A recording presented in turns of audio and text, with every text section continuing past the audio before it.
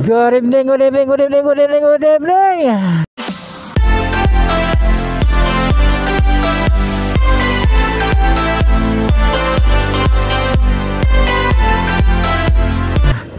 Luzon, Visayas, at Mindanao, magandang gabi po sa ating lahat. Ay nako, counterflow ko. SM City North EDSA, happy Tuesday po sa ating sa ating lahat.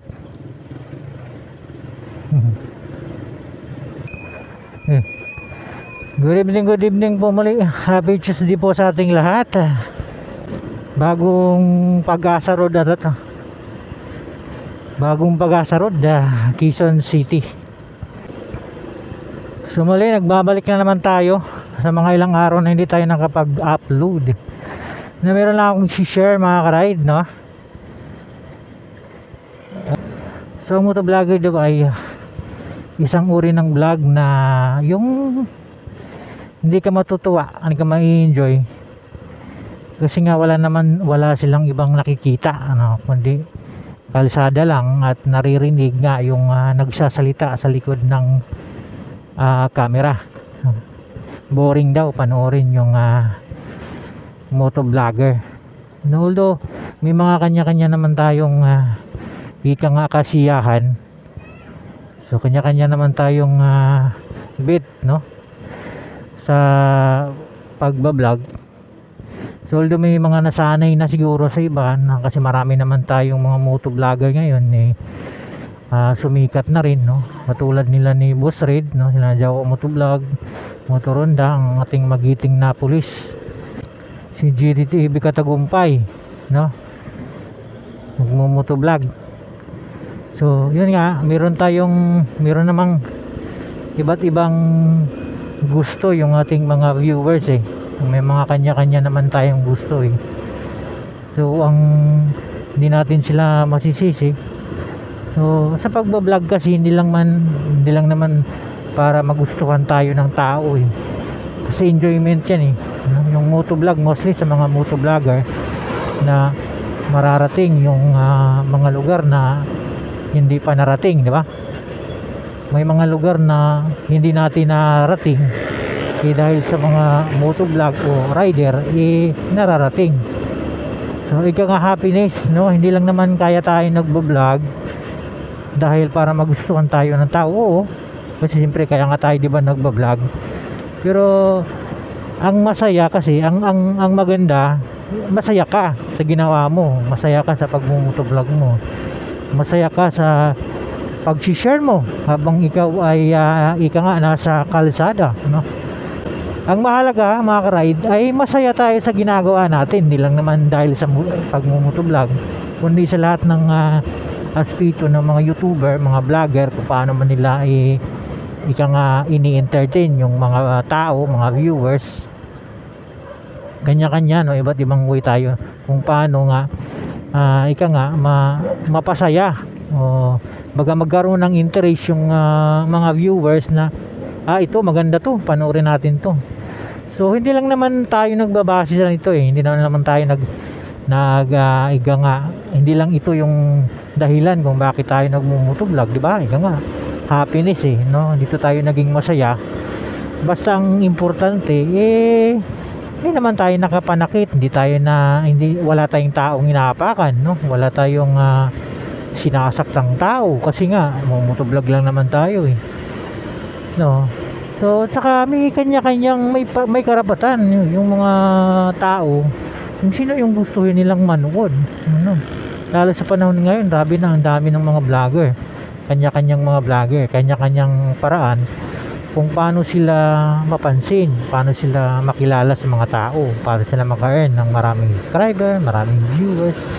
Pero para sa akin, hindi lang naman ito ginagawa, no, natin para maparami yung viewers natin, maparami yung subscriber natin, kundi para mailabas natin, no, yung ating mga opinion, yung ating mga pasasalamat, yung ating mga ika nga nakikita, no, sa habang tayo ay, diba, happiness. Kaya nga pag nagbablog ka raw, hindi lang para gusto mo lang kumita, hindi lang basta para gusto mo lang magka-earn, makakuha ng maraming viewers, kasi alam naman natin talagang kumikita sa social media eh, no? Hindi lang ganun, kasi nga kung ito lang yung laging mindset natin, kaya maraming mga hindi umangat o hindi napansin, kasi nga isa na ako na hindi ko naman sinasabing kumikita na ako ngayon, hindi ko naman sinasabing sumikat na ako dahil sa pagbablog. So once lang mindset natin pera, na ay wala namang, pero yun nga, sabi nila kung ang mindset po natin para magkaroon ng kita, although talagang kumikita, madidismaya tayo kasi hindi naman lahat sinuswerte agad eh, di ba? Hindi naman lahat napapansin agad eh.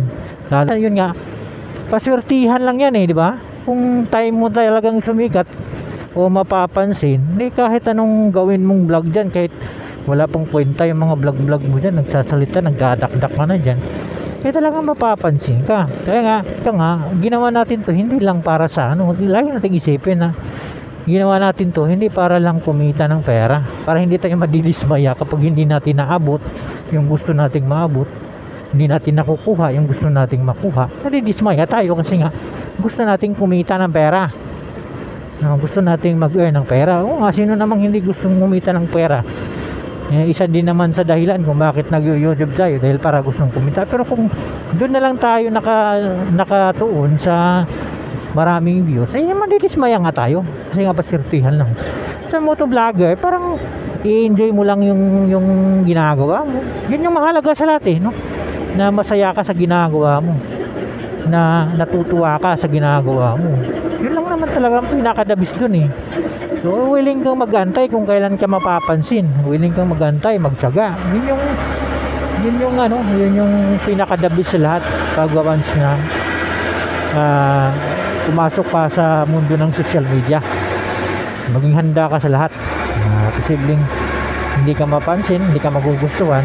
Pero yun nga, kung magmadali, laging may tamang timing dyan eh. Laging may tamang kasi kung nagmamadali ka lagi, mindset mo lagi na kikita ko, gusto ko kumita, mag-upload na ako ng mag-upload, talaga madidismaya ka pag wala namang nanonood, diba?